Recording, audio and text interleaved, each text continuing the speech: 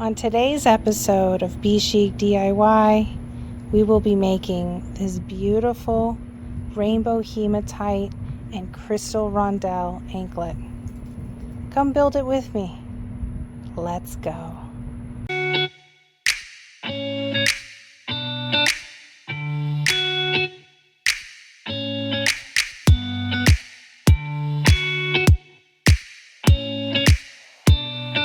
Hi guys, how are you? Thank you for joining me on another episode of DIY Be Chic. Today we will be making our beautiful rainbow hematite and rainbow crystal anklet. I've got the bill of materials over here which has the list, so please feel free to pause and play, and you can go ahead and take a look at all the materials we will be using. And let's go on into it. So the first thing we're going to need is our beautiful wire. Okay, this is our black nylon coated stainless steel wire, and I love using nylon coated black stainless steel wire because it will protect you, or I should say it will protect your wire from rusting if you end up getting outside, sweating on it, or in the water. So it's just an extra coat of protection against your skin as well. And so I'm going to go ahead and just take off a section, or unravel a section I should say, because I don't actually cut the roll until we finish beading, and that's a pretty good length that we have. And this pattern is actually pretty simple.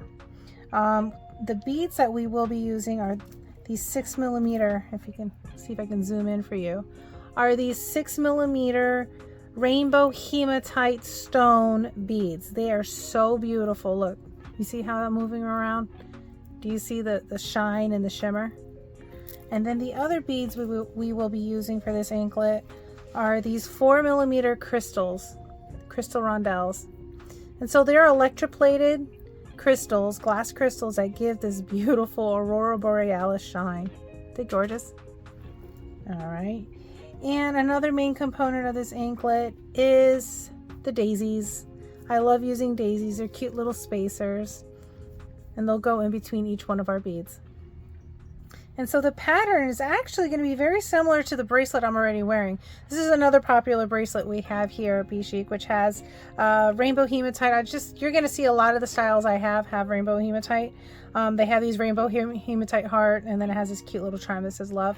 But the pattern is going to be very similar to this. As you can see, it has faceted crystal, glass crystal, a spacer, daisy, and then another crystal, and it just has an alternating pattern, and that's what this one is actually going to be. So let's get to it. First thing we're going to do is go ahead and put our end silver ball. So there's 2 silver balls in this anklet, one on each end, and then we're going to go ahead and bead on our very first crystal along with a daisy. Okay, then a hematite round, another daisy, a crystal, okay, and then another daisy. And that actually completes the pattern. And so we're just going to repeat this pattern over and over again until we use up all of our beads. Let's go ahead and do it again. Before I fast forward, let me go ahead and do it with you one more time. So let's get our round hematite, a daisy, a crystal, and another daisy. So you can see there's the pattern. So every pattern has this in it. Okay? You can see this. And so we're just repeating it. So you can see the next one needed was another round and a daisy, and then we had 3 of those repeating patterns. You see? All right, now we're going to fast forward.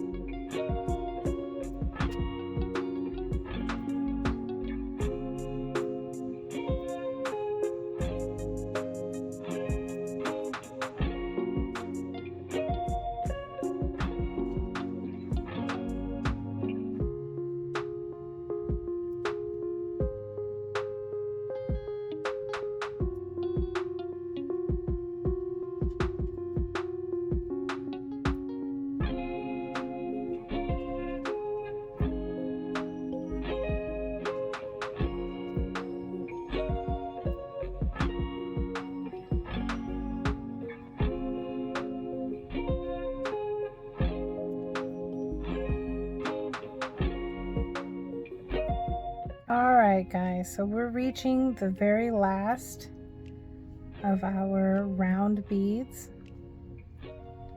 We just have to go ahead and string on this very last 4mm crystal. All right, here we go. So this is the completed anklet. So the average anklet, and I can already tell you this is a little long, the average anklet measures anywhere from 9 to 10.5 inches, okay?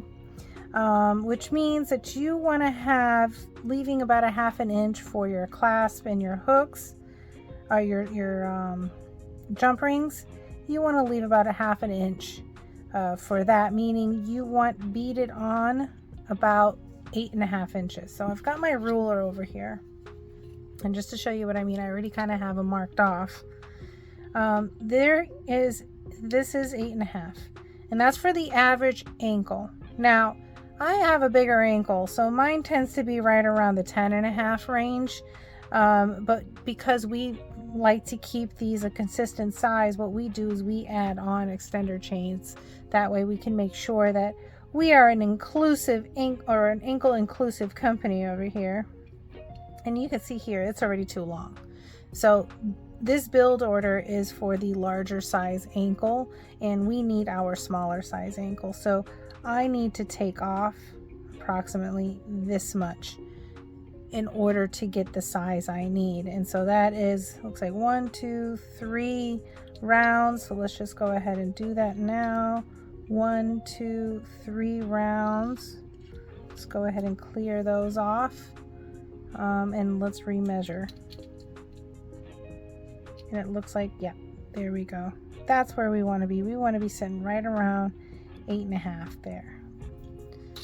We're probably just going to be a little bit over because I need to put on my ending silver ball. So let's take a look at that again. Just a little bit over, and that's not going to matter that much.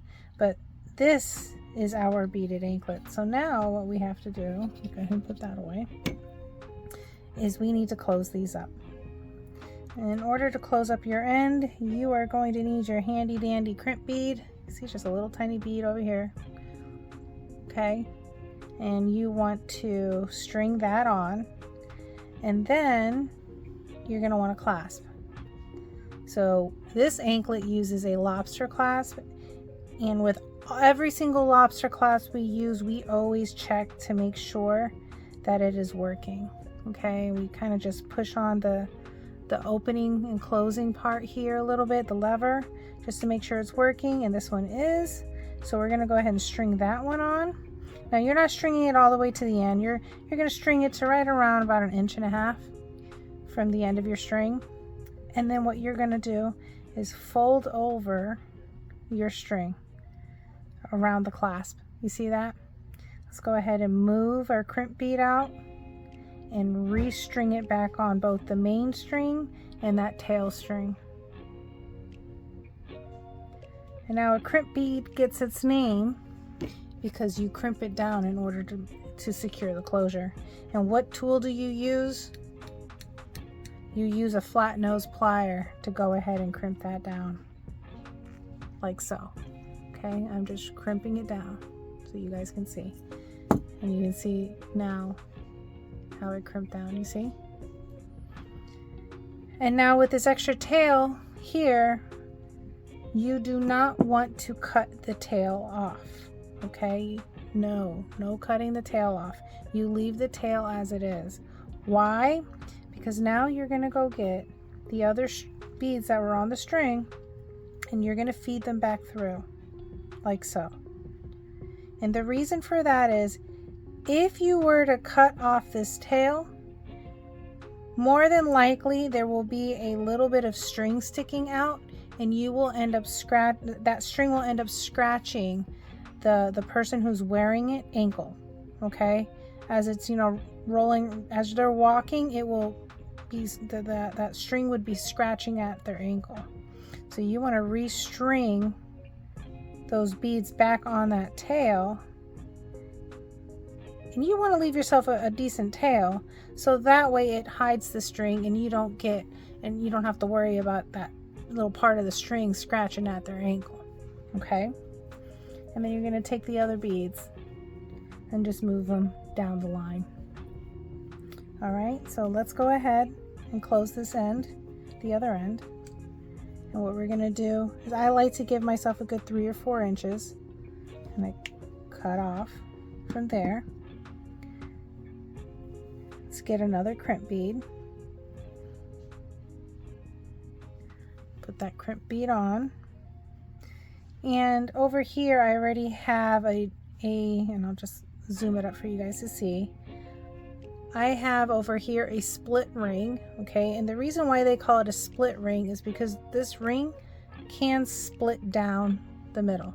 Do you see that? It's like a keychain. If you know a keychain, you put your key in and then you swirl it around until it gets latched on. Well, this is very similar. And the reason why we use that here at Be Chic is because we don't want to run the chance that this jump ring opens up and then you lose your ankle or your anklet. Well, I hope you don't lose your ankle, but we don't want you to lose your anklet as you're walking around. So that's why we use a split ring. It's just a more secure way of tying off the ends of the anklets. Sorry guys, anklets. Go ahead and string on that split ring. And just like you did on the other side with that clasp, you're gonna fold it over. You're going to feed on. You just need like 3 or 4 beads to re-feed back onto that tail.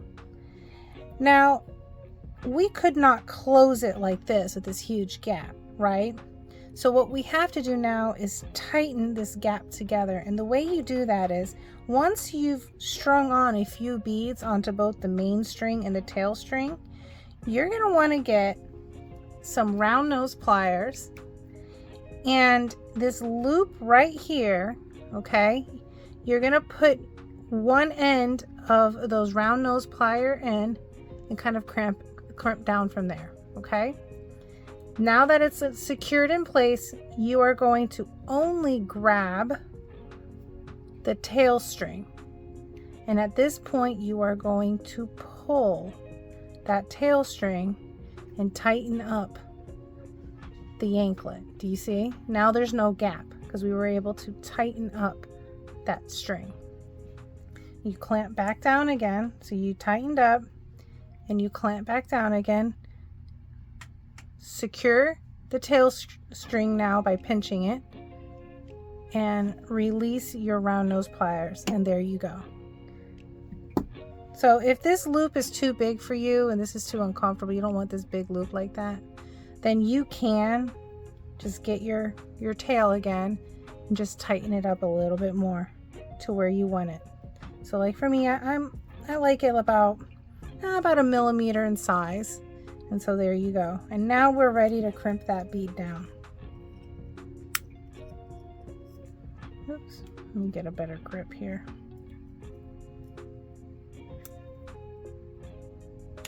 Oops. Not wanting to cooperate with me today.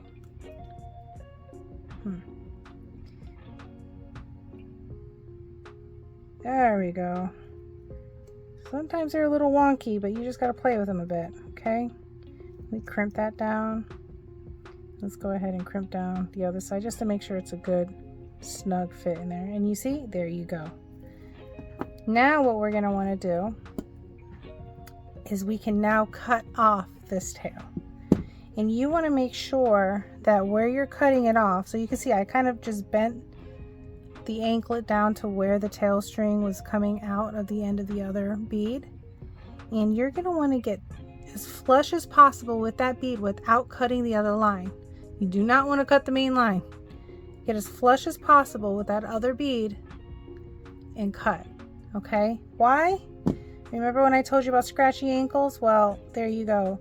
The bead will not be able to come out. And now you see there's a little bit of play here, right?